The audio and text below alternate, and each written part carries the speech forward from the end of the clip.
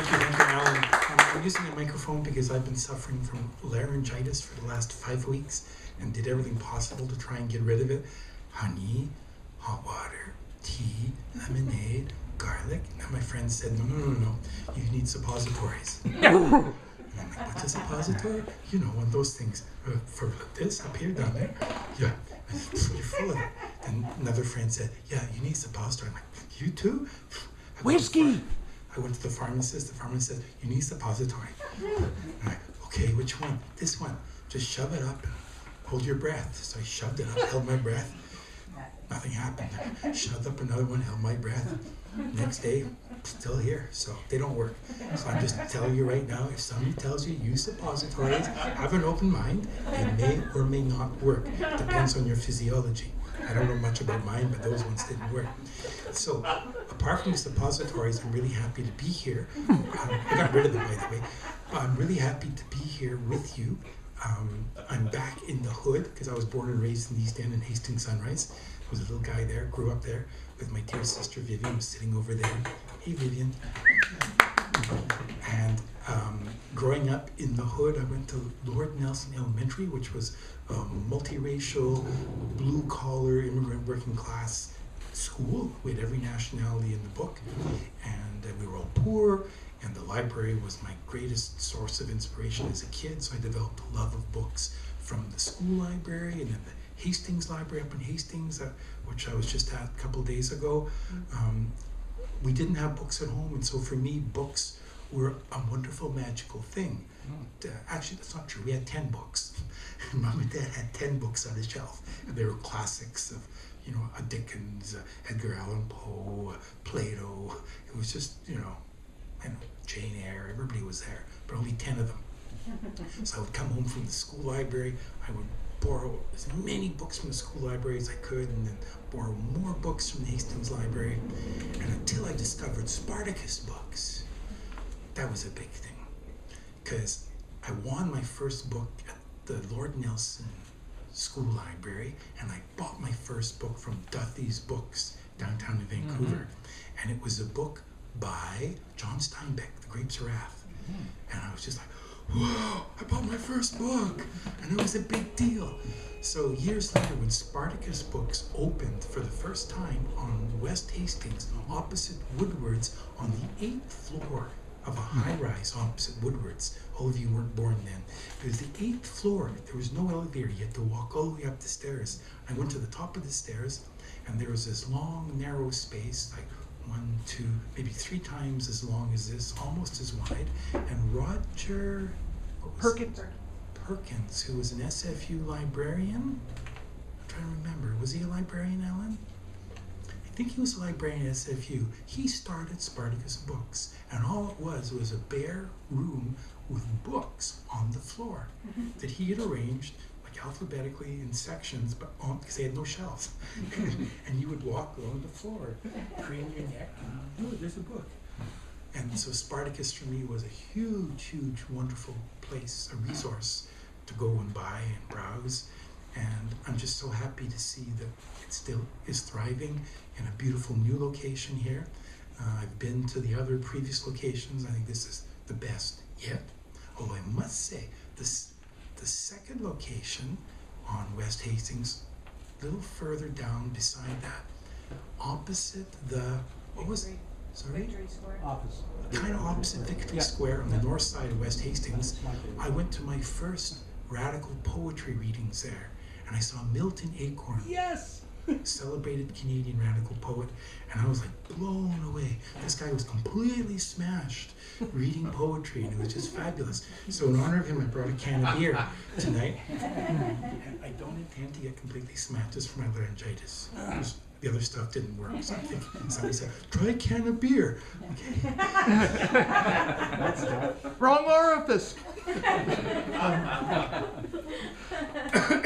So I have this special connection with Spartacus Books because then they moved, and they've been gracious and generous to me. They sell my books, and I became a bibliophile at a young age and never thought I would ever write a book, but now I write books, and I share my books with people wherever possible, and I do book tours, and tonight I'm going to share poems and some excerpts from some of my short stories in a novel with you with the help of my little violin, because this is what I do. So I'm not going to say much more than that, other than I was born in the East End, and I guess I'll always be like an East End kid, because once you're born in the East End, we grew up north of here. Was it north? Yeah, Hastings and Nanaimo, just off Nanaimo and Venables. That's where we grew up, and back then it was a very cool place to grow up. Now, I just went back to my old alma mater, the elementary school, Lord Nelson, and the demographic has completely changed.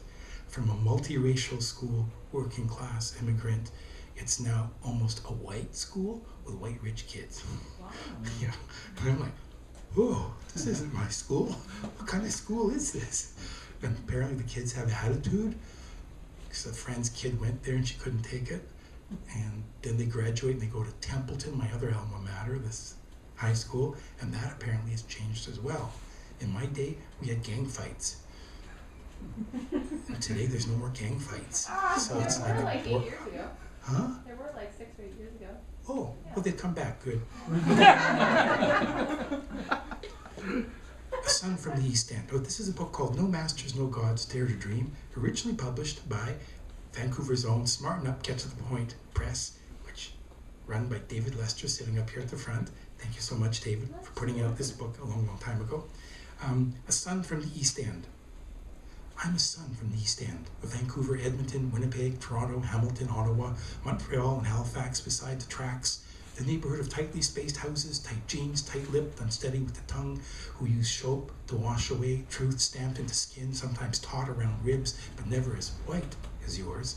I'm a son from the East End kitchens, painted over and over, peeling yellow, filled with spirits from the old country, whose voices laced with curry, dill, garlic, lime, ginger, chili, and onions seep through thin walls into crooked stairwells and dank corners where cultures clash and retreat behind double-locked doors you sell to keep us apart. I'm a son from the East End, schools overcrowded, career trade streamlined, where we learned to speak your language because ours had no place, learned your history because ours didn't exist, follow your goose-step and get-ahead footsteps because ours, we were told, led nowhere, to bow before your gods and white rich guys because we have no heroes except yours. I'm a son from the East End, streets where cruising cops taught us respect for your laws and orders and how they could kick ass on night shifts when no one else was around except us, the restless, and them, the guards, because you paid, armed, and instructed them to watch us, stop us, harass us, keep us away from your gilded gates. How they tempted us. I'm a son from the East End who tried to understand your ways, dress like you, smell like you, talk and walk like you, remember everything you told me, find the money you said was all mine, realize a 2-bit dream you spelled out for me, live my life following your rules, mouth shut, bite my tongue, yes sir, keep things the way they were, until the day I finally woke up and said, fuck you, I'm a son of the East End, get out of my way.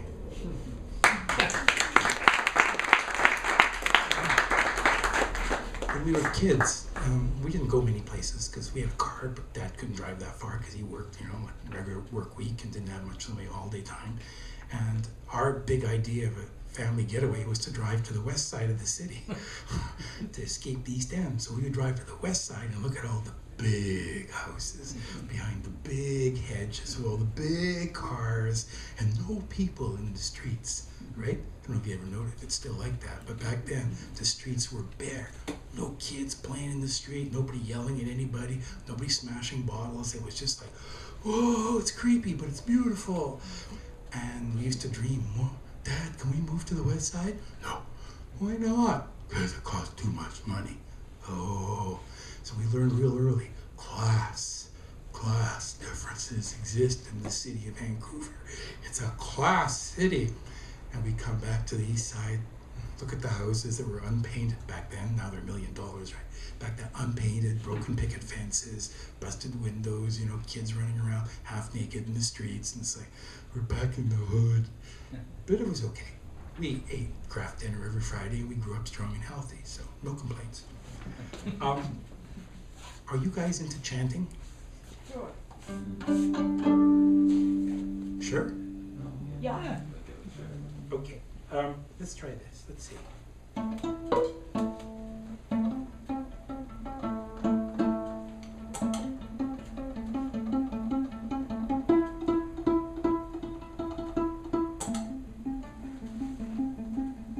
Is that too loud? Louder? Louder. Yeah. Let's please the masses.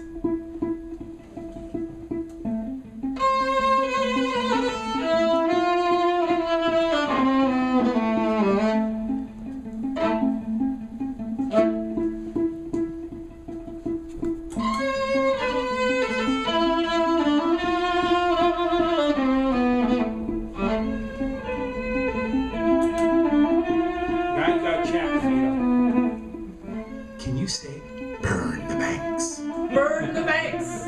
No, all together, not only three of you. 1, 2, 3. Burn the banks! Now we're talking. You know, it's... I don't know about you, but sometimes, for me, it's frustrating. I used to have a bank in my neighborhood in Montreal, and then they tore it down. Said, don't worry, services are going to be improved. So my point to you, you yell out your line. What's your line again? Burn the banks! Okay, but say it with feeling, please. This is Vancouver. Service charges up. Burn the banks! Bank profits up. Burn the banks! Bank president's salary raised. Burn the banks! Bank workers laid off. Burn the banks! Bank branch closed. Burn the banks! Bank machine busted. Burn the banks! Bank card eaten. Burn the banks! Withdrawal refused. Burn the banks! Insufficient funds. Burn the banks! Loan refused. Burn the banks! Banking privileges denied. Burn the banks! Banks rob people. Keep your money at home. It's safer, cheaper, and will save you matches. I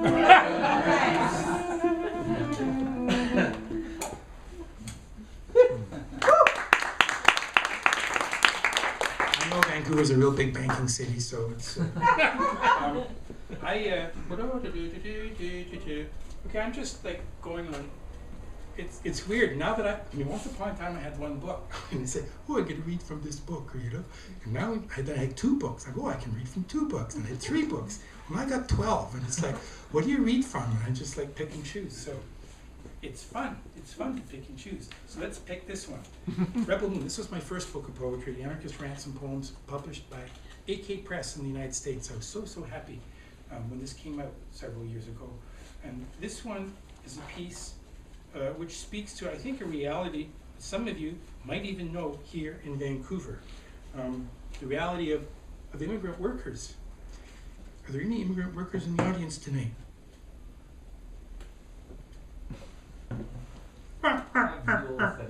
Sorry, dual citizen doesn't count.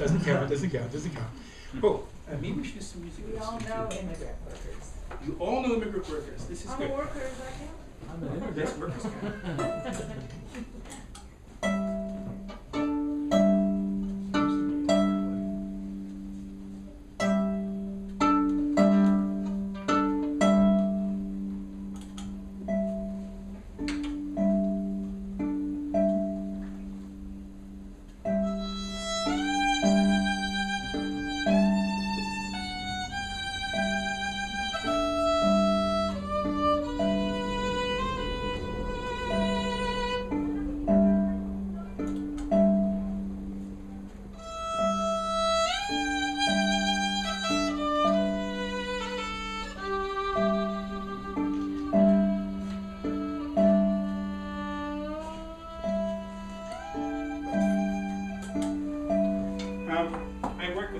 People in Montreal, because I do different things. For those who don't really know me, I write, I do theater, I teach, I do workshops. I work with various community groups in the city of Montreal, sometimes as an artist who tries to consult with and help community groups who are trying to do radical art projects. Sometimes I work for a nonprofit arts foundation that gives money to community activist art projects in Montreal. And sometimes I do work with the Immigrant Workers Center, which is a radical community organization in the city that works with people who are not organized and have no rights at all. And I have the utmost respect for a whole lot of them. Once I was asked to do a soundtrack with words for a documentary film about the plight of one particular group of workers. And this one's called Domestic Workers Blues. We're the brown woman you see in the park, blonde children laughing in her arms. We're the brown woman you see in the park. We're the third world in your living room. 70-hour week, just work and sleep. No time off. What's a holiday? Scrub and shine, washing floors all the time. Slaves had chains. We get the key. Can let ourselves in and out, but we're still not free. Polish that brass, make that bed, iron those dresses, bake more bread, deodorize the bowl, buff the marble. Minimum wage, overtime pay? Ha, dream away, girl, it's another 12-hour day. My Filipina's efficient, how about yours? Better than my Toyota, she doesn't rattle on the curves. Forced to live with a boss, on call, night and day. We have no right to complain, it's the Canadian way. Love your kids, but miss our own. So far away, once was home. Send them love and money from the land of spilled milk and honey. Now shoulder those mops, aim those brooms. We're Filipina heroes, cleaning foreign rooms. Excuse me, ma'am, can I have my pay? I know you forgot again, what can I say? I won't ask twice, I'll forget to make dinner. If that doesn't work, I'll be sick all winter. For justice, for dignity, we got each other. Filipina sister, daughter, and mother. We're the brown woman you see in the park, blonde children laughing in her arms. We're the brown woman you see in the park, talking and organizing. We're the third world rising in your living room.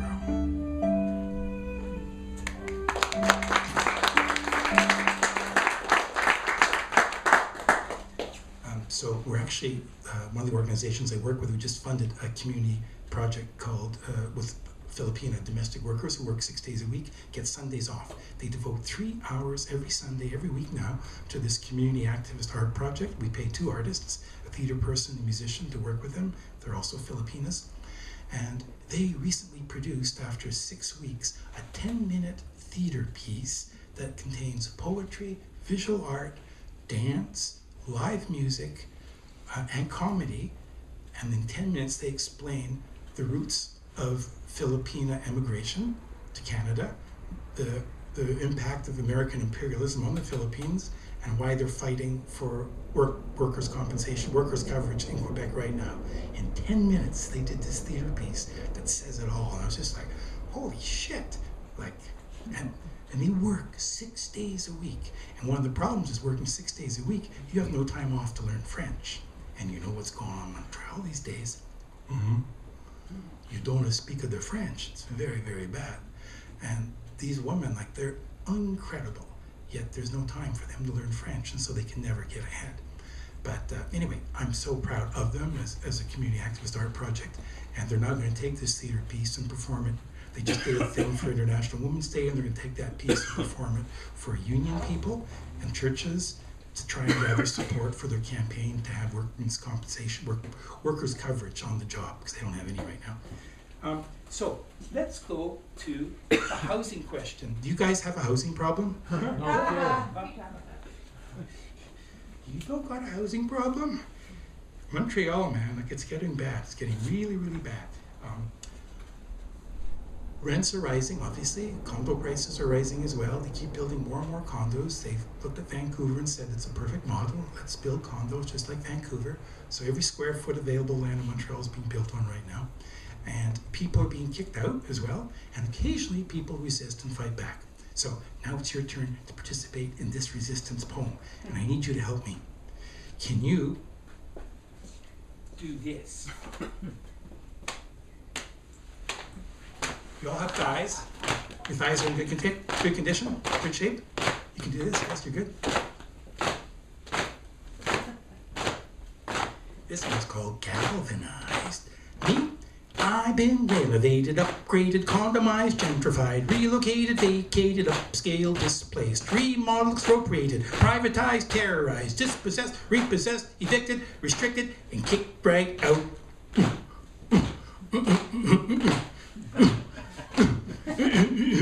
Now I've been thinking and drinking, crying and whining, trying real hard to figure it all out. I've been reading and writing and talking and squawking, asking why it's always me that's gotta go. So now me and my neighbors are all hooting, hoot, and hollering, holler, and freezing to move, barricading doors and all the windows too.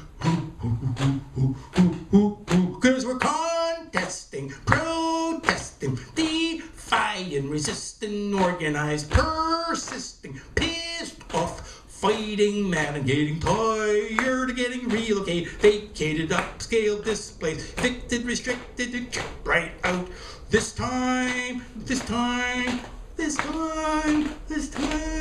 we're staying. You guys got the beat. This is good. You never lost the beat. That's. Don't know how you do this stuff. Ooh.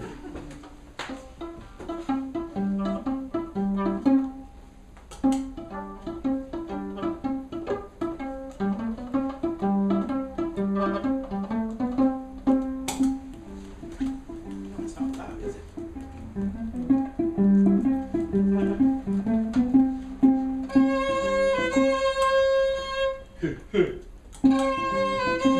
Hey!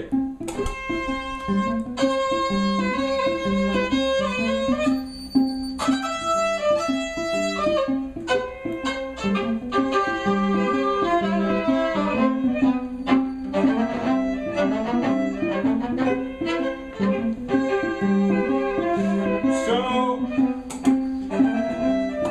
BC is famous for many things. I remember the Social Credit Party, especially, once upon a time, and now Christy Clark. You're so lucky.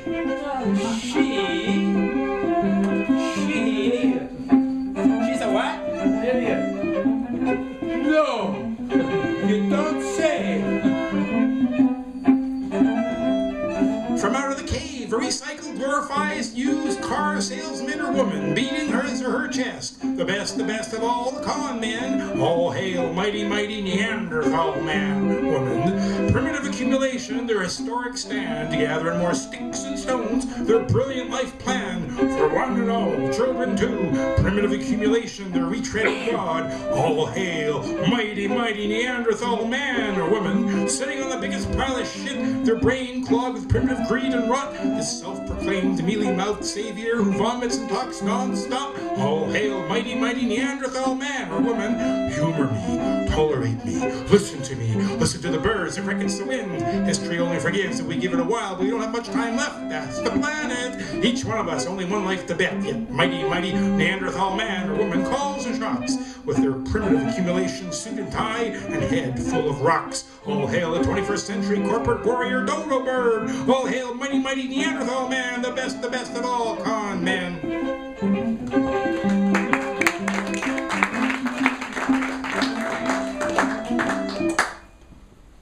We have them too in Montreal, by the way. You know we have a new anti-austerity movement program in Quebec. Do you have an austerity program in BC yet? Yeah, it's called poverty. Huh? It's called poverty? Ours is called austerity. Rhymes with prosperity. And under austerity, they're cutting everything. Cutting. Everybody's losing jobs, we're losing services. I mean, you name it, we're losing it. And as a result of that, for the last 3 weeks, have been non-stop protests all over Quebec. Have you heard about this? Yes. No. Yes. Just because you're from Quebec and you know everything, come on. You generally don't hear about this, do you, in BC, in the news? They don't talk about this. Non-stop protest, occupations, dumping piles of manure, occupying government offices, dumping piles of garbage, sabotaging this and sabotaging that. And come March 21st, the students were going out on strike. Oh, Yeah. Do you remember 2012, we had the so-called Maple Spring? That's right, pots and pans. Yes, get out your pots and pans, prepare them, dust them off, scrub them, because maybe this year there could be a repeat, and possibly this year the trade unions just might be coerced by the students, because students twist people's arms sometimes too, into participating, and they're talking about unlimited general strike. And they're also talking about rotating strikes, and the idea is to put pressure on the provincial government to back off.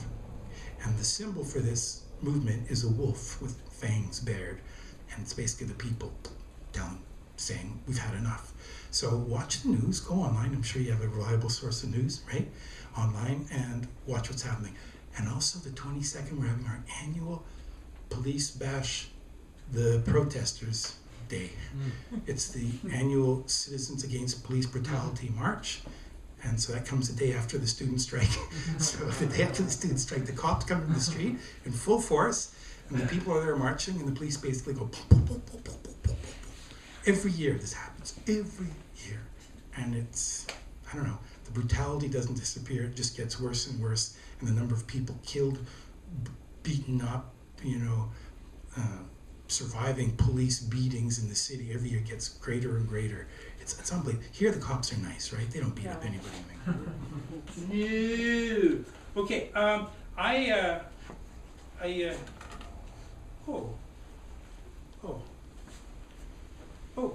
Chopsticks. I forgot. I brought them. These I got for free. They're red chopsticks. They're communist chopsticks.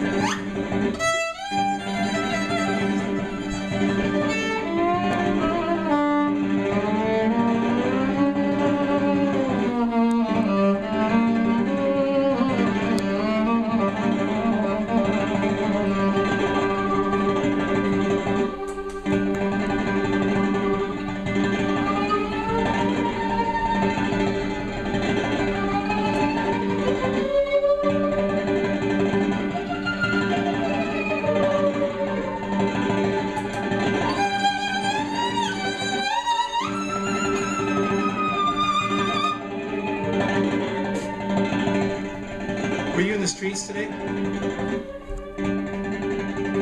Was there a demonstration in Vancouver today? Yes. What was it about? You'll see you if you want. No kidding. And what were people saying? People power! People power? What's Bill C-51 for those of you who know or don't know Bill C-51? Terrorist attack on purpose.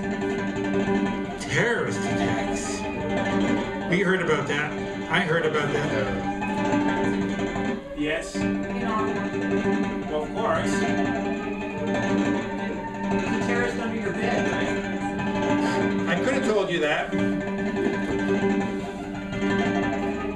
Well, that's me in a babushka, pretending to be a Ukrainian grandmother, making pierogies. If ever you make pierogies, remember put on your babushka and have a bottle of vodka on the counter. Pierogies taste better. The real terrorists. You fingerprint your photograph, you grab in the middle of the night, you arrest, you imprison, you terrorize with fright, you burn books, criminalize protest, you crack open heads, while you wage war against terror and terrorism, a phony terrorist threat, when all the time, all the time, the real terrorist, the real threat is you. You attack basic liberties, trample our peace signs, hold us all hostage to your police state of mind. No immigrant, no refugee is safe from your assault. Every foreigner, unwhite, is suspect at fault. Your democracy is a sham, your justice unclear. We live in a state of terror behind your bars of fear, while you wage wars of conquest and imperialism far and near, yet all the time, yes, all this time, the real terrorist, the real danger is you. You orchestrate a thunderstorm of fear, you sow the panic. How convenient, while you wrong, cheat, and smear. You screw the people behind your cloaks of national insecurity than to cover up your crimes. The innocent get fingered, tarred, feathered, guilty. Muslims, Arabs, scapegoated, harassed, terrorized, imprisoned, deported illegally. Shame on you. When all this time throughout your bloodied global history, the real terrorist, the real danger is you. You weave a curtain of lies, the barbed wire and cries from the red, white, and blue, oh so right, and even the red and white, the recycled racism, xenophobic paranoism, the new slavery, anything un-American or un-Canadian, the target in sight, state-approved fear-mongering lets you blacken the day into night, the truth turned into victim of this cancerous blight, you force us, leave us itching to fight. Fight the terror, state terrorism. Fight the error of this fist. Fight the terror, terror of this rule. Fight state terrorism. Because the error, the real criminal, the real danger is you. Wave your flag. Buy more arms. You're not going to silence everyone with your phony alarms. Every insecurity alert, another dollar in your friends' pockets. Every new bearded boogeyman, an excuse for more rockets. Will you wage your same old war against the poor? No money for healthcare? You lie. No money for education? You steal. No money for the planet? You cheat children out of the future. One day, though, we're going to kick in your door, to chase you down the street, because you can't hide forever behind your national security fever. We see through the fright. You want to make us fight your terror, because the state is the real terrorist. You and your little boy fortress, you and your fragile see-through state, you and your terror that promotes war, insecurity, and hate, we're going to fight all that you've got because we're not fooled. You fear us. We don't fear you. You fear us. We don't fear you.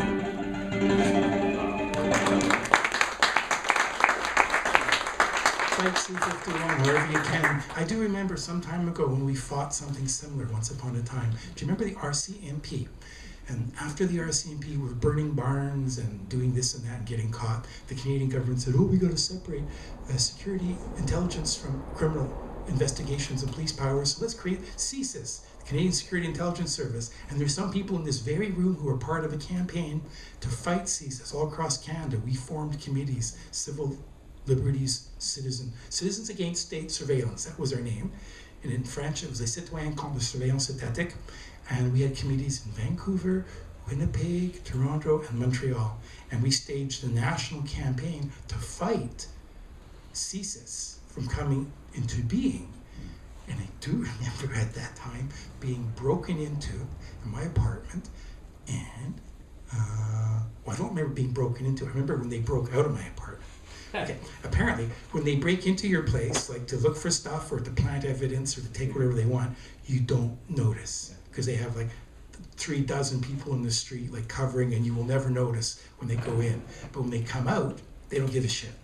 So my neighbors actually saw these guys leave my apartment with bags of stuff, and they said to me, oh, didn't know you had visitors this weekend. I said, what do you mean? Because I wasn't there. What visitors? We had 3 guys. What guys? 3 big guys. Who? Where? Well, they came out of your back door. What? My apartment? Nobody's in my apartment.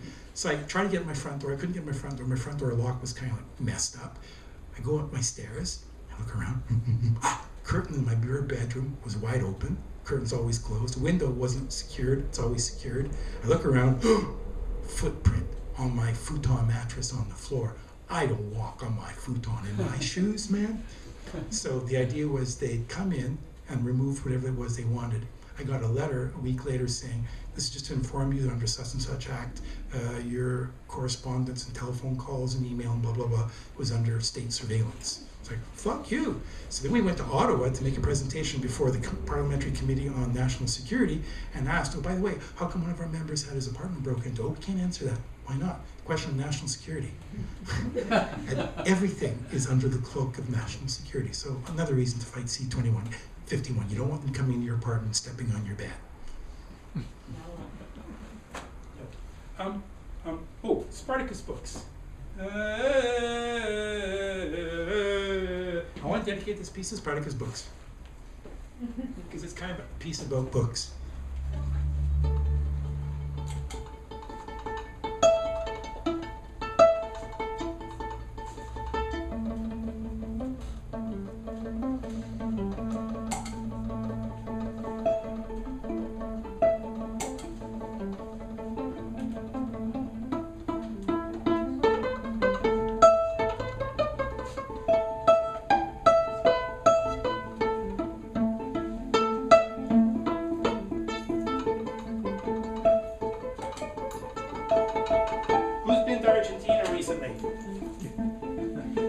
Honey, don't you guys travel? Don't you have travel budgets? Let's see. I don't remember the titles of my books anymore. Oh, this one. Me blowing up my boobs. Okay, I do many different things, and like we did theatrical cabaret, community cabaret about welfare rights, and so I was playing a single mom on welfare, and my buddy was another single mom on welfare. We met in the welfare office, we became buddies, sisters, friends, and we would talk about, we gotta fight for our welfare rights. We did this whole comedy about it, and my boobs were beach balls, and so during the show I would say, I'm so tired of being a single woman. I need a man in my life. I'm gonna go out and find one. So I would whip out the beach ball and blow it up. And I'd go cruising in the audience, and like the guys in the audience would freak out, and they would grab their girlfriends or wives' arms and hands, whatever, and then I would sit in their laps, go, yeah, I like you, you're a cutie, and I'd grab the guy's head and rub it in my boobs. But once we did a show in the basement of a church in Quebec City, and all these nuns were sitting in the back row, and they were pissing their pants laughing, because this one guy I had rubbing his head into my boobs. And I went, by the way, what was so funny? Who was that guy? Oh, that was the priest.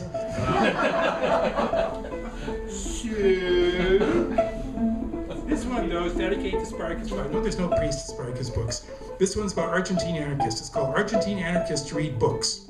In 1903, Buenos Aires police sent a memo to the interior province of Argentina listing 524 individuals suspected of being anarchists who had been expelled, were on the run, or under state surveillance, and identified their professions. In 159 cases, there were 25 bakers, 11 mechanics, 2 hairdressers, 6 shoemakers, 7 painters, 2 butchers, 6 tailors, 7 cart drivers, 2 coachmen, 7 topographers, 4 carpenters, 2 insurance adjusters, 1 foundry worker, 1 postman, 1 blacksmith, 1 tanner, 1 cigar maker, 1 brush maker, 1 lathe operator, 1 tinsmith, 19 day laborers, 4 longshoremen, 5 office workers, 4 storekeepers, 1 traveling salesman, 1 photographer, and 1 musician. Only 10 had a basic formal education and performed intellectual labor. 4 journalists, 4 teachers, professors, 1 attorney, 1 bookkeeper. The police chief said, "These proletarian activists make up the overwhelming majority of anarchist militants and are largely self-educated." "And how," the magistrate asked the police chief, "did these self-taught anarchists learn about anarchism?" "Lectures and books, sir, but mostly books. They all read books. They get the idea from books."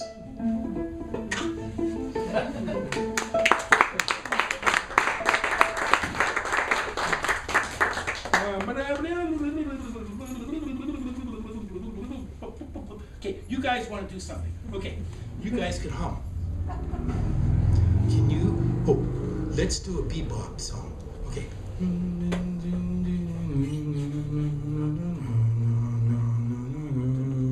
You guys get that part. From you on. And you guys get boom, boom, boom, boom. No, that's too low. Boom, boom, boom, no. Blah, blah, blah, blah, no. Boom, boom, no. La, la, la, la, la, la,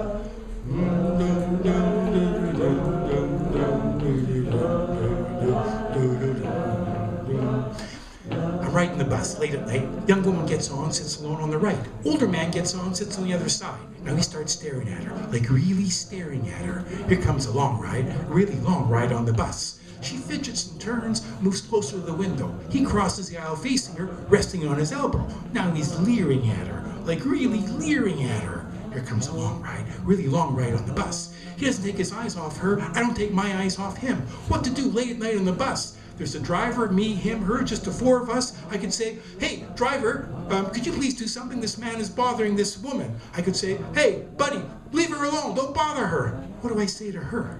So I move closer to him and I say quite clearly, "Hey, buddy, you got the time? I don't want to miss The Simpsons. That Homer, he's such a fabulous guy. I'm a great fan of his. I love to watch hockey too. I'm a Canadiens fan. How about you? Oh, you like the Vancouver Canucks? Yeah, they're not so bad. I like to sit in front of the TV with a monster bag of chips and tons of ice cream and onion rings. It really passes the time. I'm unemployed. How about you? Oh, you work at Simon Fraser. Oh, that's so cool. I like to drink beer. You like to drink beer too?" And before anybody knows it, she's off the bus. And the guy's looking at me like, "What the f?" But I don't stop because I like to talk. And it's a long ride, a a really long ride on the bus for him. No, no, no, no, no, no, no, no, no, no, no, no, no, no, ba, ba.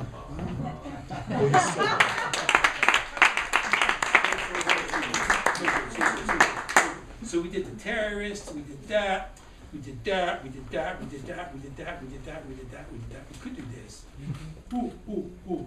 I can't do sex stuff. You don't have a license for sex shows here, do you? You know I do sex shows. Okay. We have a license. You do? For sex shows? Yeah. Okay. Tonight was actually I've titled got it like right Creative here. Resistance, and the whole idea was I was going to talk a little bit about like how I use the arts to raise important issues, and like sex is always an important issue for some people. And like I use the arts basically to address this question, that question. I teach a class at Concordia University, very, very part-time because of austerity. It's been cut back to 1 day a year. And it's a class about how to use the arts for radical community organizing and social change.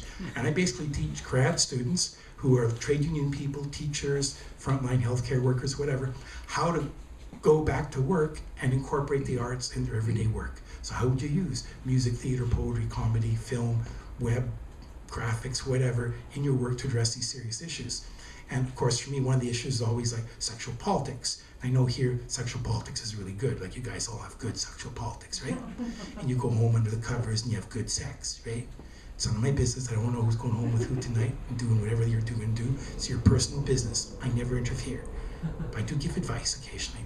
So I have to make a commercial announcement right now because after Alan's I have to make another sponsor's announcements. I want to interrupt the show to bring you an important news bulletin. In the city of Vancouver, BC tonight, women have taken control. The results, gangs of drunken, roving women are terrorizing men everywhere. Police are warning men not to go out alone at night. Women are no longer listening to men. Women are demanding that men show perfect pectorals before they can get a job. Women are now earning more than men. Women are now crowding men off bus seats and sidewalks. Women are demanding that men with penises shorter than 10 inches undergo painful penis enlargement operations, and I've heard that they are now performing penis transplants for a reasonable cost just down the block.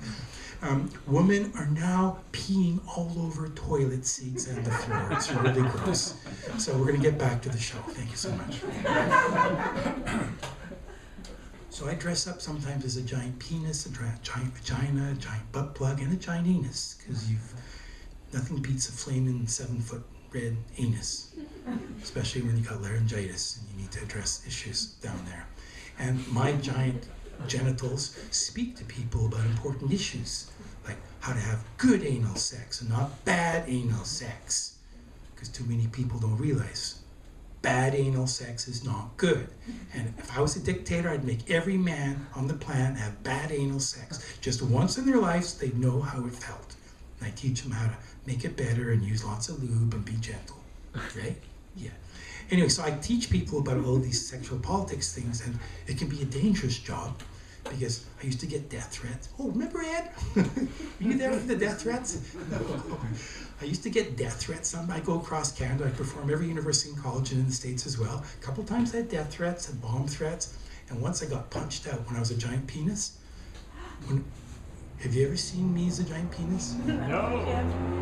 You didn't bring your cock? You didn't bring your penis? I brought this one. He's not big. He's a little one. The big one is 7 foot though. And the big one, he's purple and he's this big. And he talks about how to be, his name is Dickhead. He You talks, had the costume on now, so. yeah, this is lilac. This is for my vagina. Vagina. She's this color. Virginia's different. Her and Dick, they haven't met yet. Dickhead and Virginia. I can't seem to do the two together. I mean, it's so hard. Like, you're either one or the other. I don't know how people can do both. It's weird. But anyway, so when I was a big dick, sometimes on the stage, and I dickhead doing dick talking to other dicks about how to be smart dicks, not dumb dicks, right? Because we live in a dictatorship basically, and the world is dick-centric, and it's just, it's all dick shit. Anyway, so my big penis will go in the audience and talk to people sometimes. And, ooh. And I'll get guys up on the stage sometimes to talk to me about, oh, how big are you? You're 6 foot, I'm 7 foot. And they're usually jocks, and I put my arms around them. Let's do the penis dance together. So these like totally homophobic guys come up on the stage, I put my arms around them, and we're doing the dance. And then I put a giant condom on them, and I get the audience to do the pumping motion standing up. Condom dicks are in, naked dicks are out. You want to try that one? Okay, condom dicks are in. No, but can you stand up? Condom dicks are in, naked dicks are out. You go up and down. Condom dicks are in. Naked dicks are out. Okay, anyway. Okay, you guys, you got the idea, right? We get the pumping motion going. So we did this. So I was in Winnipeg, Red River Community College, and I'm doing the dick thing, having a good time. Everybody's laughing, and then this guy, whack! Hits me in the head. I'm like, oh, stunned. But luckily I'm wearing my penis costume because it's like it's fiber foam, whatever it is, and I absorb. You know when you get hit in the dick, it hurts, right? So you need those fiber foam things down there in the dick. But I had a big fiber foam all around me, and he went whack. And I'm like, whoa, relax, chill, cool. I'm just a penis. It's just a fun and game thing. It's not serious. He was like, I'm gonna fucking kill you. I'm gonna fucking kill you. I'm like, whoa. And I realized he had penis issues. He thought I was Barney or something, you know, I don't know, reminded him of something horrible in his childhood, and he was flipping out. So I was just like, chill, it's okay, it's okay. It's just a show, I'm just a penis, it's just a costume, it's not really me. No, it's nothing. And I only realized later when my buddy who was doing sound told me he was terrified because there were 6 of this guy's friends. I didn't have any peripheral vision because when you're a big dick, you don't see out the side. All you see is straight ahead, big little hole, you know? So I couldn't see all the other guys. He said all his buddies were getting ready to beat me up. Whoa! And then once I had a serious death threat. Remember that one? Were you there for that one? No. In Sudbury at a college, and I had police protection during the show. Can you imagine doing a show of 500 people and there were like 6 uniformed cops standing in the audience? And because somebody had phoned in a threat they were going to shoot me. And it's like, okay, let's do the show. And I'm like, only later I had like post-traumatic stress disorder, and I was like, holy fuck, they're gonna kill me that night! Just because I was a penis. Because it was the ultra-right in Canada, all the Christian fundamentalists were trying to shut me down. They were trying to shut down the shows because they didn't want me to talk to their students, to their people about homophobia. Because it was specifically a show about homophobia and violence against the GBLTQ community. And that was a show. It was a comedy, but it was serious, and people would laugh and cry in the audience. And the big dick usually made people laugh, except for that guy who punched me out. And the death threats, well, from other crazy people. But I try to use comedy and theater and music to raise these issues, because otherwise nobody talks about them. So I'm not going to do a sex show for you tonight. Aww. That was so much fun already. Next time. Your teaser. Next time. Yeah, you keep teasing. Bring your costumes next time. It's Next too time. hot for that, eh? Been hotter when you're inside a penis or a vagina or an asshole. It's pretty hot. Or a butt plug. Or a butt plug. Oh! Okay. Can you do this? Okay, so imagine me, it's fluorescent orange, it's 10 foot tall. And it comes out and music is playing and people are doing this. And this is what it says. I'm a little butt plug, short and stout. Clean me thoroughly before you try me out. Lube me up real good, my heels to my snout. Slip me in gently or else I'll shout. I don't want to get lost in that dark hole. Let my little feet stick out, I won't catch cold. When I reach his G-spot, this is what he'll say. Man, I feel so good, you made my day. If you're gonna share me, wash and use a rubber. You don't want to catch a bug. That would be a bummer. That's my really big 10-foot fluorescent orange butt plug. So, I mean, you didn't get the visual, but you can imagine that big guy. When you go home tonight and fall asleep, just think of my big guy.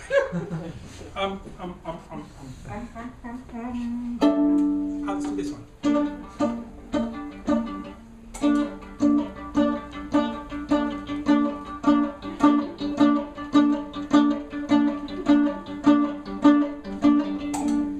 Choo-choo. Can you make a sound like a choo-choo train?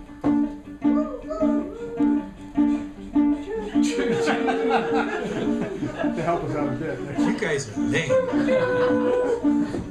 Brakes.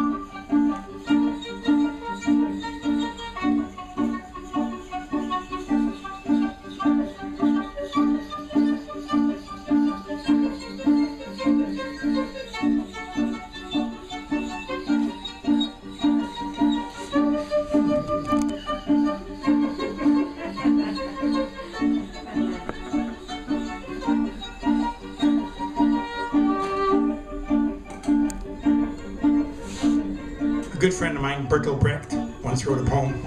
And the poem is called Coal for Mike.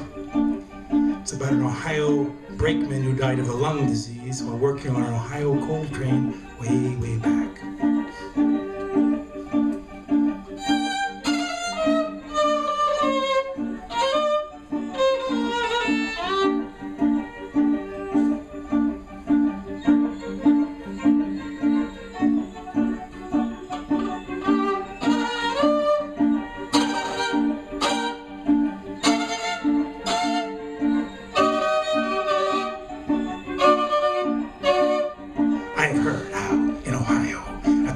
This century, a woman lived in Bidwell, Mary McCoy, went over brakeman by the name of Mike McCoy, and she lived in poverty. But every night, from the thundering trains of the wheeling railroad, the brakeman heaved some lumps of coal over the picket fence into the potato patch, shouting briefly in harsh voices, "For Mike! For Mike!"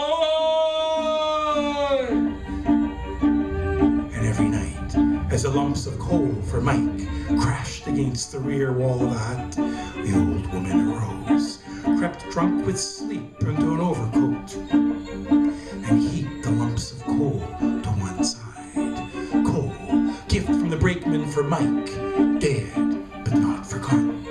And she arose so long before daybreak to hide the lumps of coal away from the eyes of the world, so that the men, these brakemen, would not get into trouble with the wheeling railroad.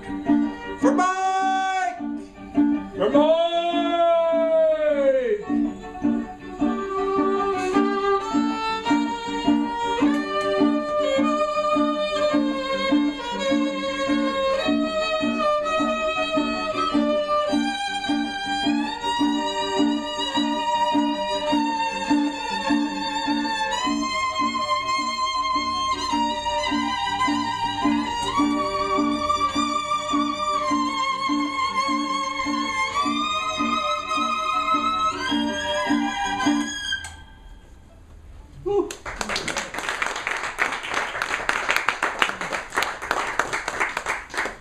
When I was a kid, when we were young, our father, who emigrated to Canada from Poland, would receive letters from his family in Poland, because back then there was no FaceTime.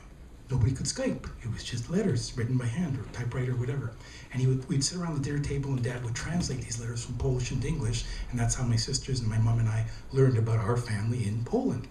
And he would read these letters, every once a month when they came in.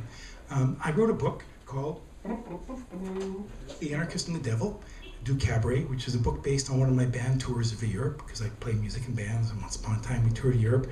And this is a book which is a journal. We did 40 shows in 45 days, so it's a journal of tonight we're in Berlin, this is what's going on, we're in Paris, the punks are puking, we're in Vienna, and oh, the pastry's so good.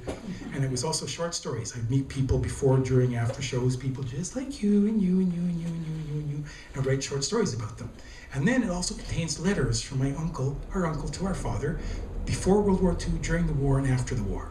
And when I went to Europe on one tour, my dad gave me the letters and said, "Here, go look for Uncle Harry." And I'm like, "Go look for Uncle Harry?" I mean, "Dad, Europe's pretty big." "Well, he moves around a lot. Go find him." "Well, how am I going to find him?" "Well, just go look for him." "Well, how am I going to... I don't know. Just take the letters and go look for him. I got to talk to him. I haven't talked to him for a long time. He hasn't written."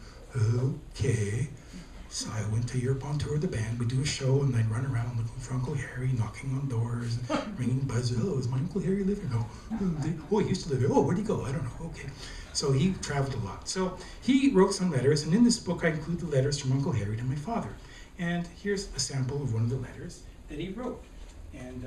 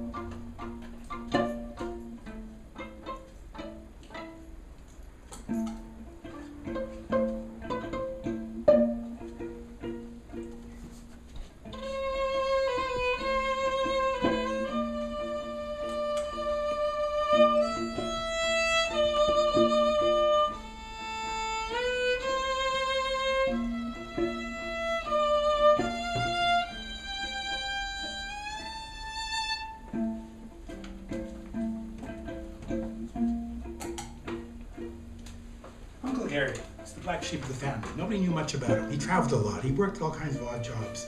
And nobody could ever pin him down. They said he was a ladies' man. They said he was an alcoholic. They said he was a two-bit thief. Nobody really knew. Rapallo, Italy, July 1990. Dear Frank, that's the name of our father. Frank was the name of our father. Frank. I do not write for so long because I hear so many voices in my head. Who do I believe? All my life I thought I did the right thing, what my heart told me to do, what our dear mother and you told me to do. Now I am 77 years old and I have questions, doubts. Is it too late to ask? Was I wrong? A man's conscience can be his best and his worst friend at the same time. I have committed many acts that were once unthinkable, but later seemed unavoidable and necessary. Should I suffer for that? Does choosing the lesser of two evils make me party to that evil? Sometimes I'm afraid to speak to other people because they will lock me up. But I am not crazy. Did you know I waited for your son in Le Havre for 2 weeks? He never came. Why? Didn't he believe me? I couldn't find a boat for England, so I sailed to Italy. Here, I am safe, and no one bothers me. Who will bother a gray beard? Everything I own I carry on my back. I sleep under the stars, on the beach in a park, or an empty building. I talk to birds and wild rabbits. They understand me. I understand them. Birds, no sadness. Rabbits, no love. Butterflies rest on my shoulders. They tire, too. Have you ever heard a butterfly sing? I sing on street corners, and people drop money and food into my hat. The Italians are a compassionate, generous people. They share their sausage and their bread. But I stay away from hospitals and doctors. They almost killed me last time. They filled me with so many drugs I forgot my own name. They scare me. In an earlier life, I think I was a cowboy who could hear the buffalo coming from far away. In this one, I'm a gypsy with bad legs, a crow with one good eye, a drunk black moth. If I could fly, I would visit you. When will your son come to Europe again? Does he still play music in a band? Is his ear as good as yours? Have you heard? Brother Murek is now a judge in Poland. Keep writing to the toy store in Tabor, Czechoslovakia. My friend, the puppet maker, lives there. He knows where to find me. Your loving brother, Harry.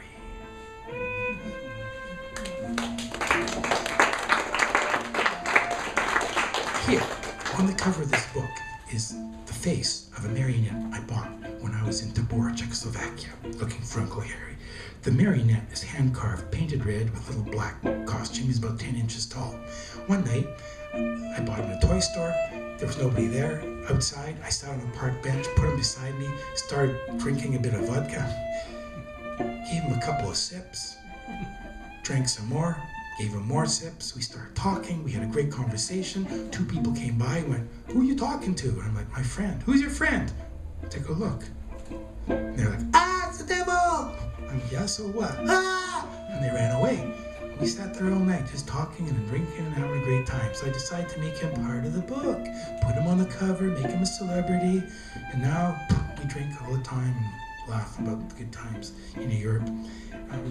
So Uncle Harry, I was on the road looking for Uncle Harry everywhere, and I never found him. But did I find him? That's the big question. I didn't really find him. I sort of, wanted to find him. Didn't quite find him.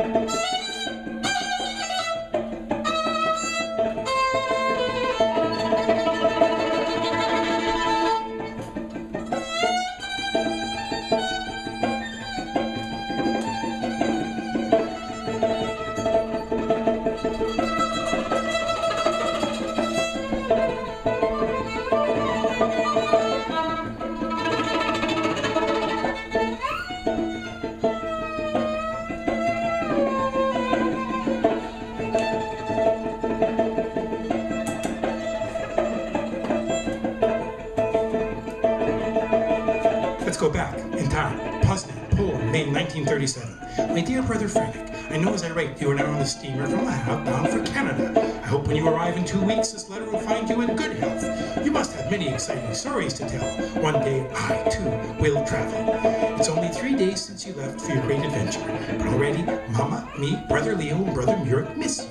It rains today, and I think of all us crying for you the day you left.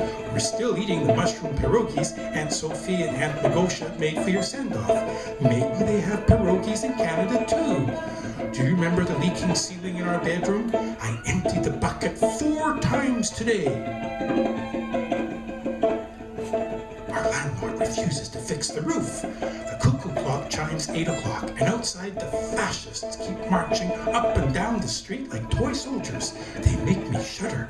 Their little beady-eyed hero speaks about the superiority of Germans. We, the Polish people, are only cockroaches in his eyes to be squashed. The Polish fascists are blinded by their idiocy. He will use them and kill them too. I fear the coming storm. I pray you are safe. Do they have fascists in Canada? Your loving brother, Harry.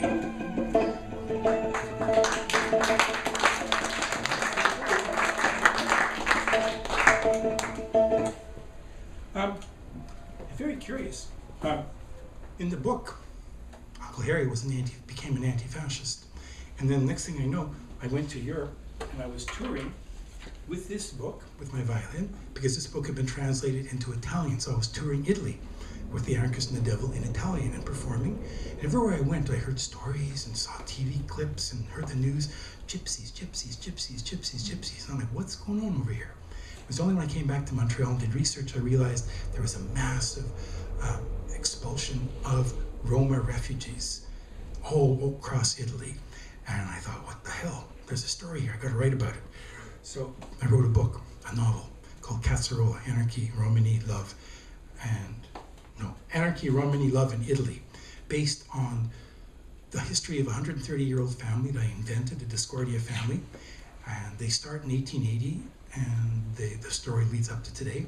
And it's a story not just about the family who happen to be anti-fascists, but a love story. Italian boy, the newest generation from the family, falls in love with a young Roma woman, a Roma refugee.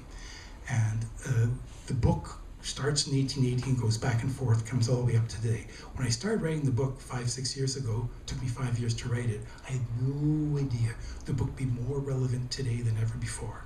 At the time, I thought conditions were bad over there, they deteriorated. And I went back and forth to Italy a few times to do research, and I'd visit the Roma refugee camps, and I talked to people in the camps, because some of them spoke Polish, and I speak a bit of Polish.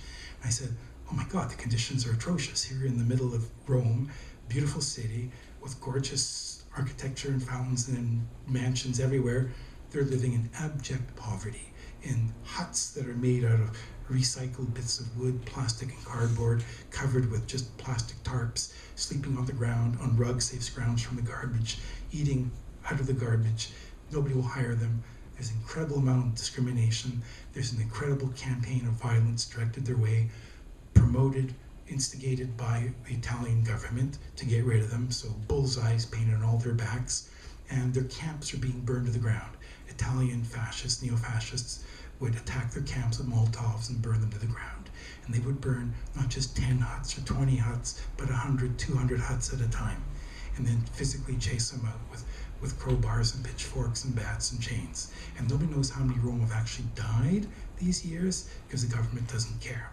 And now they built new quote-unquote refugee camps which resemble the concentration camps that were in Eastern Europe during World War II, surrounded by barbed wire, and they can't leave unless they have permission. They have to be checked, and they were going to fingerprint them. It's getting worse. You can go online anywhere, like Amnesty International, there's all kinds of reports online about what's going on. So I wrote this book. So I went to one refugee camps, and I said, what can I do to help you? They said, tell the world our story. Okay, so I wrote this novel. So I'm just going to read a little bit from this novel for you.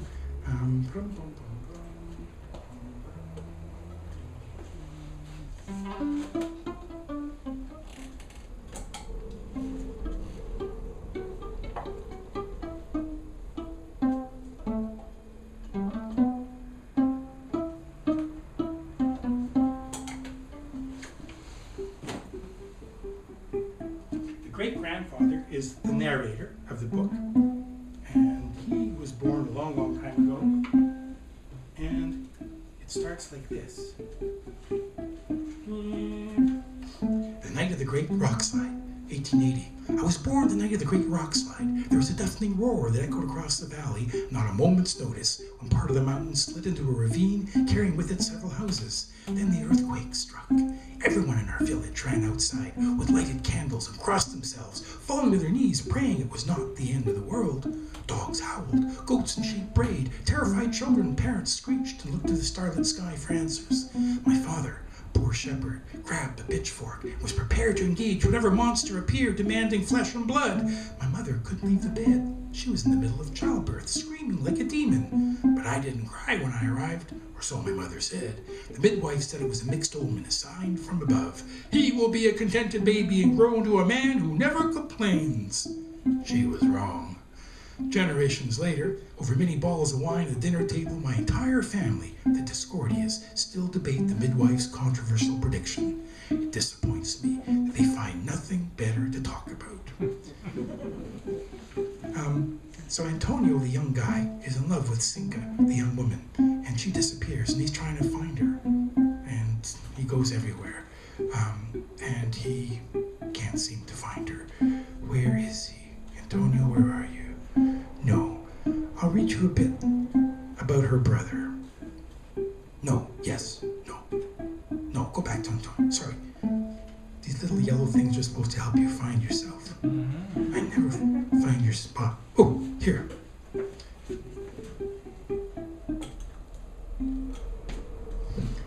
A sliver of the limoncello moon hangs low above Rome's rooftops. Sewer rats tear into the shadows of the night. Most of the city sleeps. Not Antonio Discordia. This is the young Italian lover. He paces the room, staring out the open window of the charcoal sky, and a photo of his girlfriend on his desk. He fights back the growing lump in his throat, holds a shirt close to his cheek, the one she left at his apartment. He asks the same questions over and over. Where could she be? This isn't like her. Something's wrong. Something's happened. I know it. I've looked everywhere and she's nowhere. What can I do? I can't report her missing. What will the police say? She's a gypsy. Good riddance. Cazzo. He studies the framed photo beside his computer and remembers. When I first saw her playing violin 5 months ago in the Piazza Navona, I swear I thought she was an angel. Her smile, her eyes, so full of life, beautiful, dark, long hair. A woman like this you don't meet every day. I fell for her hard and kept coming back. I'd bring friends to see her play. You gotta hear her. She's amazing. Nobody in Rome plays like her. She was shy. I was patient.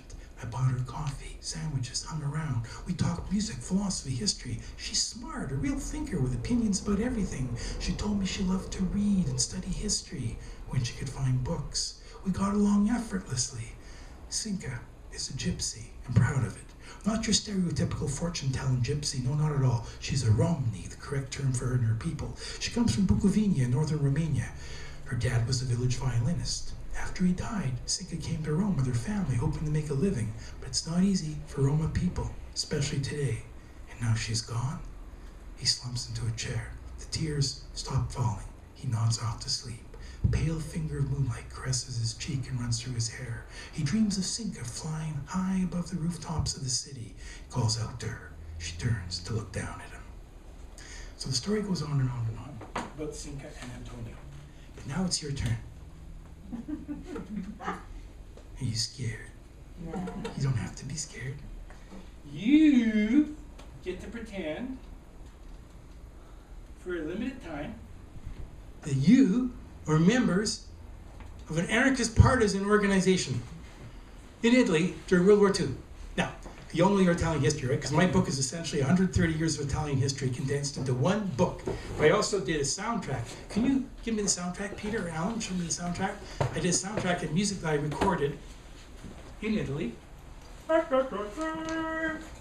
went there, recorded people, different musicians who sang songs for me, and we composed new material. I came back to Montreal, recorded other songs with other Montreal musicians. And the soundtrack basically follows the story in the book. The music starts in 1880 with traditional Italian music, goes all the way up to 2012. And every 10 years, I've got music that represents the decade. So for every decade in the book, I have music that represents that decade. Traditional folk songs, other songs have been rearranged, and new songs that we've composed based on history, because the book is basically historical. So we're gonna do a song now all together, and you're gonna sing as if you're members of Italian Anarchist Partisan Brigade. You got a ball of wine in one hand, a gun in the other, and a loaf of bread under your arm. Right? Are you ready? Vancouver Spartacus peoples. We're gonna do it. Yes. Okay. We're gonna do it. Yes. Are you almost ready? Yes. Okay. I'm almost ready.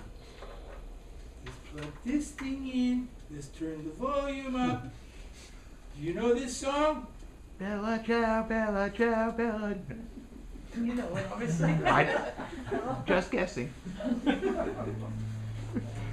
Ciao. Your line is Bella Ciao. Haven't you know? This is already recorded one of my bands.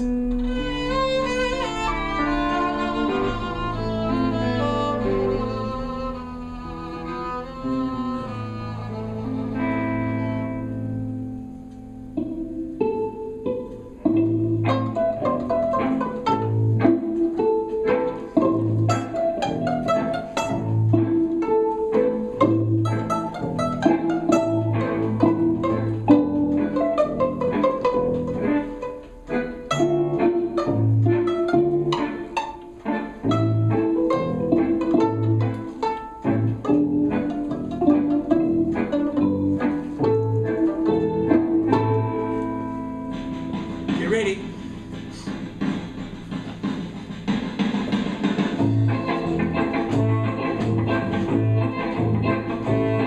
One morning when I woke up, Bella ciao, Bella ciao, ciao, ciao. One morning when I woke up, I found fascists all around. Oh, anarchist partisans, come take me with you.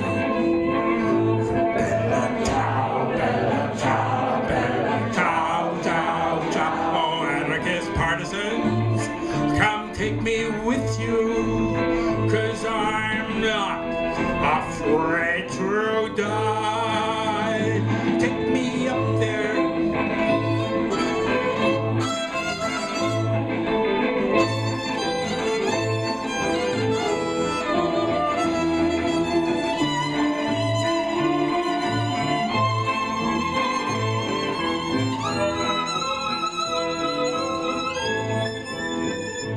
Take me up there into the mountains. Bella ciao, Bella ciao, Bella ciao, ciao, ciao. Take me up there into the mountains and bury me under a lovely flower.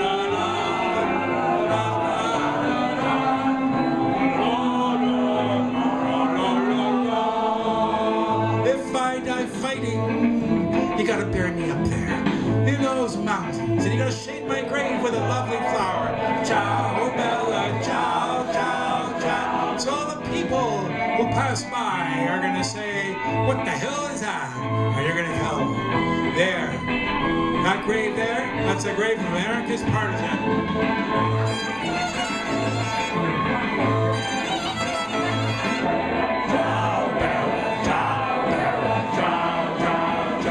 That's the grave of an anarchist partisan who fought fascism and died for freedom.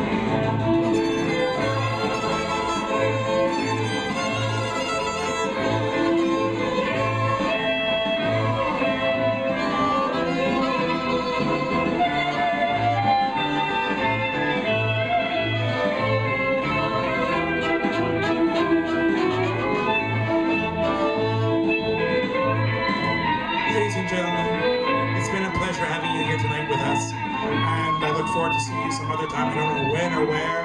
There's books on the table. There's a donation tin over there. If you feel like supporting the work of another anarchist partisan just like you, well, hell, I'll take that money and I'll sing. Thank you so very much. Thank you, Spartacus Books. Thank you, Alan Zisman, for pulling it all together. Thanks for doing the door. And thanks all of you for being here tonight. I really appreciate you coming out. And I just want to wish you the very best, whether you're fighting C51 or laryngitis or an anal, whatever it is, you know. I just want to wish you the very, very best. Thank you.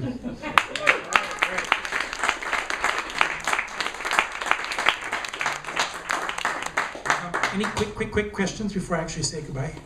You're not running away, are you? No, I'm not running away. I'm gonna stick around. The DJ is gonna put on some music, and then we're just gonna stick around for a bit. But any quickie questions? Question, quickies? You're just visiting Vancouver. I'm just visiting. I'm originally from the East End here in Vancouver. I moved to Montreal back in '81, and I've kind of made Montreal my base. That's my home. That's where I live. That's where I do most of my work. But I travel quite a bit. I do tours here and there. Going back in a month? I'm going back in a few days. Yeah, before the end of the week. And I go back there, and there's the student strike.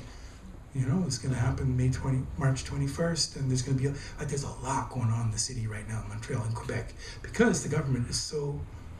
I mean, Christy Clark is bad. Well, you come to Quebec. You know, you ain't seen nothing yet. You know. Oh, you got a bad Yeah, you got a bad, I guess. Yeah. No, sorry, I'm going to leave you alone to fight by yourselves all together here. Yeah.